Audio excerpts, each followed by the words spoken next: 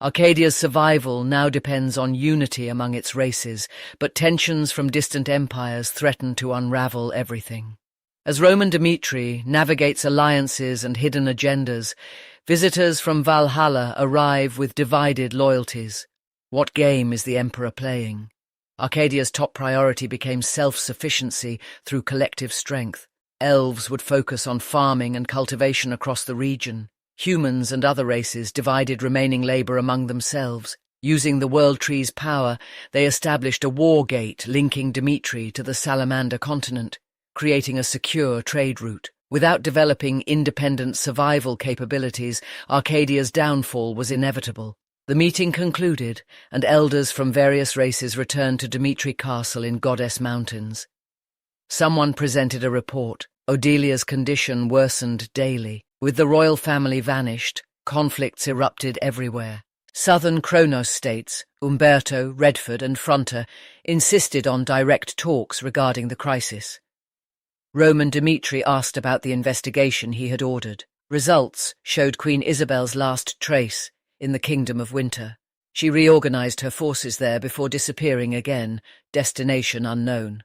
Roman inquired about Connual and Commander Jonathan next. 2 guests from Valhalla had arrived, Sanchez and Count Bragan. Sanchez, disciple of Sanchez Morales, led key rebel forces. Count Bragan appeared loyal to Valhalla's emperor. Amid these complications, the meeting ended for now. Count Bragan contemplated his mission. Pressure Roman Dmitri to prevent him from joining Duke Victor, no matter the method. This task proved difficult, as Roman operated in a world of power where persuasion rarely worked easily. A servant informed Bragan that Lord Roman was occupied and unavailable. Bragan wondered if Roman had met Sanchez first, given rumours of Valhalla's 3 visitor factions as dangerous rebel influences. Later, Sanchez met Roman. He sought aid against Valhalla's emperor. Roman explained the empire's split. The Emperor's faction versus rebels aiming to restore Valhalla's foundational principles of nature. The Emperor's strongest warriors and army remained blindly loyal. Sanchez pressed for direct support to advance Valhalla. Roman refused outright involvement, as it would undermine the rebels' legitimacy. He questioned why rebels needed him if they truly had popular backing. True removal of the Emperor required Valhalla's own strength. Roman offered indirect aid under conditions, a temporary alliance until Kronos fell, ensuring Valhalla stayed out of his path. That evening, Count Bragan requested another meeting, but Dmitri Castle replied that the young lord remained busy with private matters. Wait in the guest room. Days passed. Bragan's patience wore thin by the 3rd morning. He summoned Billy, ordering a meeting date by any means, even involving the Empire directly. Billy arrived at Dmitri Castle, meeting Hans, Roman's trusted aide. He demanded Count Bragan couldn't wait longer. A date would let them leave immediately. Hans calmly stated the young lord allowed no visitors until his private work finished. Billy lost his temper, insisting the request be forwarded. Hans refused, deeming forced meetings inappropriate. Billy moved to grab him, but a cold voice stopped him. "Lower your hand." Billy turned to see Kevin, Dmitri's most fearsome warrior and team member. Kevin approached slowly, voice icy. "What do you think you are?" threatening Hans on Dmitri soil. This moment revealed to Valhalla's envoys the depth of Roman Dmitri's power. Not just his army, but his people. Loyalty ran through every layer, making intrusion impossible. Kevin confronts a Valhalla knight who crossed a line in Dmitri territory, unleashing a lesson in loyalty that echoes Roman's past ruthlessness.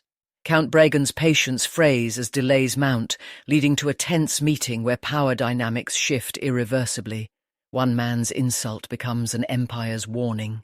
Kevin positioned himself firmly in the room, his gaze locked on Billy with unyielding focus. He questioned Billy's audacity in threatening Hans within Dmitri walls. Billy shifted uncomfortably, dismissing the reaction as overblown and attempting to deflect. Kevin held his ground, his voice steady as a thickening red aura pulsed around him. Billy snapped back, declaring himself a Valhalla knight unbound by local rules, viewing Hans as insignificant. The room went silent. Kevin struck, a sharp slap that snapped Billy's head aside. Billy froze in shock, hand rising to his cheek. Kevin followed with more blows, each precise and unrelenting. To Kevin, Hans wasn't a servant. He was family who had supported Kevin's kin in their darkest times. Insulting him crossed an unforgivable boundary. Billy collapsed to his knees, bloodied and dazed, muttering his Valhalla status in disbelief.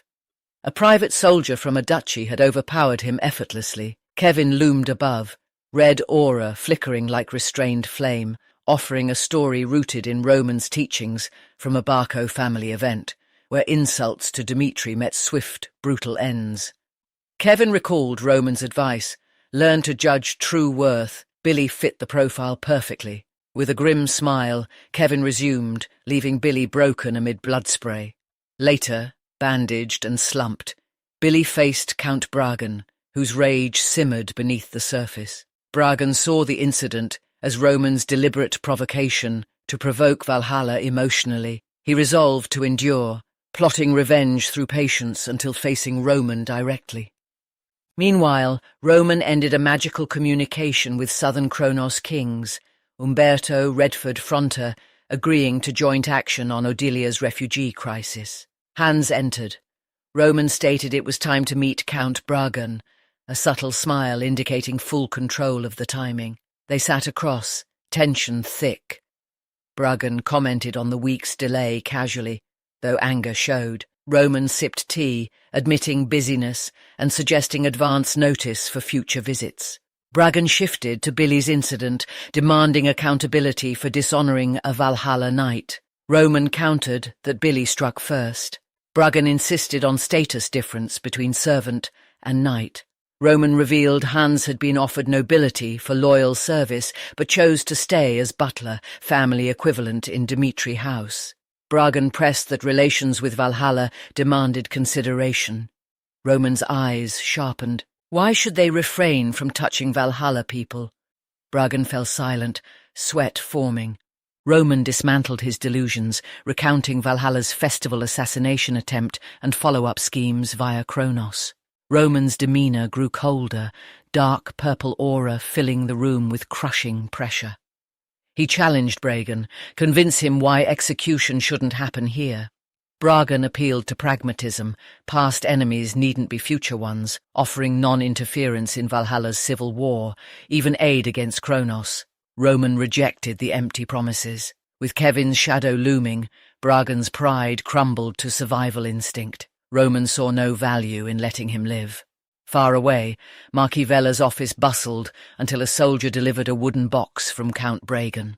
Vella smiled, expecting success against Roman. Confidence faded as he opened it. Inside, amid dried bloodstains, lay Bragan's severed head. Silence gripped the room. Vela screamed Roman Dmitri's name in panic. The message was clear, no interest in games from those who sought his destruction.